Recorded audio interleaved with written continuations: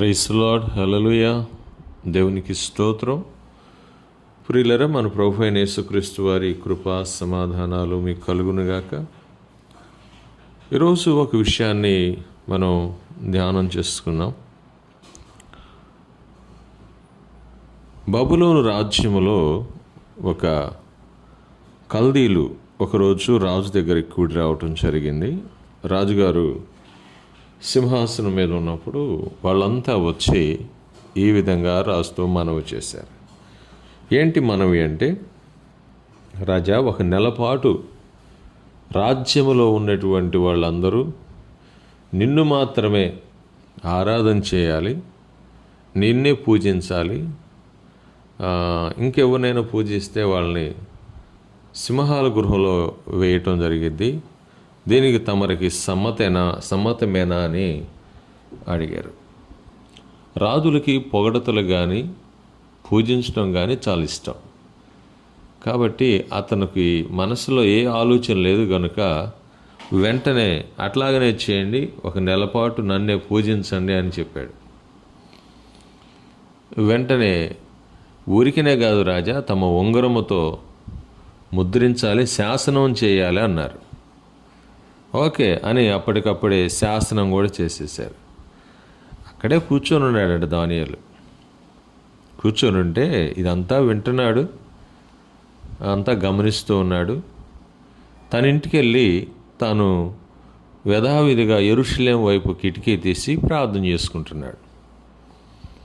ఈ దొంగలందరూ కూడా వీళ్ళకి ప్రార్థన చేయటం, దేవుడి మీద నిరీక్షణ ఇదే ఏమి లేదు కదా.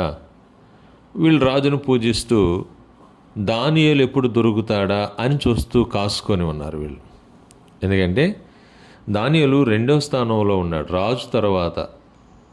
సో దాన్ని బట్టి ఇతన్ని ఎట్టన్నా కానీ యూదుడు కాబట్టి ఆ స్థానం నుంచి తప్పించి మన కల్దీల్లో ఒకరిని రాజు తర్వాత ఉండేవాడినిగా పెడదామనే ఆలోచనతోటి దానియేలును చంపాలి అనుకున్నారు.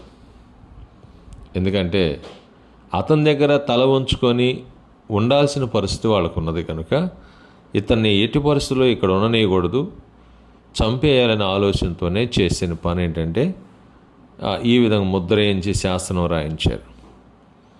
దానియేలు ప్రార్థన చేస్తూ ఉంటుండగా ఒకడు పోయి చూసి ప్రార్థన చేస్తున్నాడు అన్నప్పుడు పోయి పట్టుకున్నారు.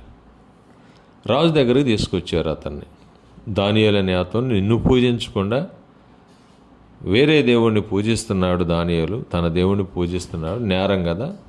మీరు శాసనం రాశారు కాబట్టి, శాసనం చేశారు కాబట్టి సింహాల గృహంలో ఏమని రాజుకు చెప్పినప్పుడు వెంటనే రాజు తీసుకెళ్ళి సింహాల గృహలో వేయటానికి ప్రయత్నము, అతను తప్పించాలని ప్రయత్నం చేశాడంట దానియేలు విషయంలో.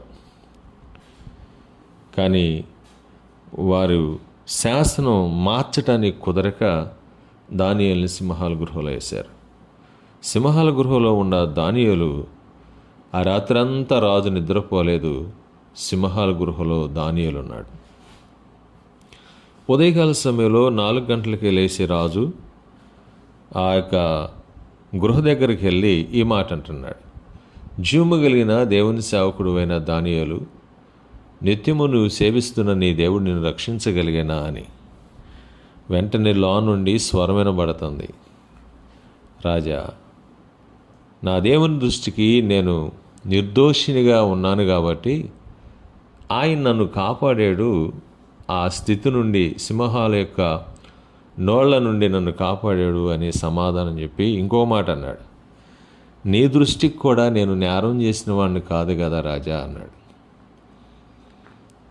సంతోషంతో గృహ దగ్గరకు వచ్చి బంట్రోతులకు తెలియపరిచి బయటకు తీసుకురమ్మని గృహలోంచి దానియేలును బయటకు తీసుకొచ్చాడు. ఎందుకంటే దానియేలు భక్తిపరుడు, నమ్మకస్తుడు కూడా, నీతిమంతుడు. అందుకని దేవుడు కాపాడాడు. రాజు కూడా అతను బతకాలి, బాగుండాలి అని కోరుకున్నాడు. మంచివాడికి, నీతిమంతుడికి, భక్తి గలవాడికి మనుషుల సహాయము, దేవుని సహాయము, మనుషుల సహాయము తప్పకుండా ఉంటుంది. ఎవరినైతే చంపాలని చూశారో, ఎవరినైతే సింహాల గోతిలో వేసి చంపించాలనుకున్నారో వాళ్ళందరినీ రాజు తీసుకొచ్చి ఆ సింహాల గృహలో వేసాడు. దానియేలు నేరస్తుడని వీళ్ళు వేశారు కదా, ఇప్పుడు వీళ్ళు అసలు నేరస్తులా కాదా, వీళ్ళు బ్రతుకుతారు లేదని వేస్తే వాళ్ళని, వాళ్ళ పిల్లలను, వాళ్ళ కుటుంబంలో వారందరినీ కూడా సింహాలు భయంకరంగా ఏటాడి చంపినాయి. ఈ రోజున ఈ వాక్యం వింటున్నటువంటి నీకు ఒక విషయం తెలియాలి. ఒకటి, భక్తిపరుడు దానియేలు. రెండవది, రాజు దగ్గర నమ్మకస్తుడు. దేవుని యందు భయభక్తులు అనేటువంటి చాలా ప్రాముఖ్యమైనది. ఇవి మాత్రమే కాదు, దానియేలు నేరం చేయాల, దోషం చేయాల. దోషం చేస్తే అతనికి శిక్ష పడేదేమో దేవుని దగ్గర నుంచి. అతను దోషం చేయలేదు కాబట్టి దేవుని దగ్గర నుంచి సహాయం అందింది. ఈరోజు దోషాలు నీ దగ్గర ఉన్నప్పుడు నిన్నెవరు కాపాడలేరు. నీ దోషం నుండి నిన్ను తప్పించగలిగిన వాడు ఒకే ఒక్కడు, ఆయన ప్రభువైన యేసుక్రీస్తు వారు. దోషులను, యేసుక్రీస్తు వారిని గనక నమ్మితే వాళ్ళని నిర్దోషులుగా మార్చగలిగినటువంటి వాడు దేవుడు. కానీ పశ్చాత్తాపం అనేది చాలా ప్రాముఖ్యమైనది. ఈ యొక్క సమయంలో మీకు చెప్తున్నటువంటి ఈ విషయం ఏంటంటే, భక్తి కలిగి ఉండాలి, నీతి కలిగి ఉండాలి, నీవు రక్షింపబడతావు. కానీ దోషాలు చేస్తే, నేరాలు చేస్తే ఖచ్చితంగా శిక్షించబడతావు. కనుక దానియేలు వలె దేవుని వైపు చూస్తూ దోషులముగా కాకుండా నిర్దోషులముగా ఉందుముగాక. ఆమేన్.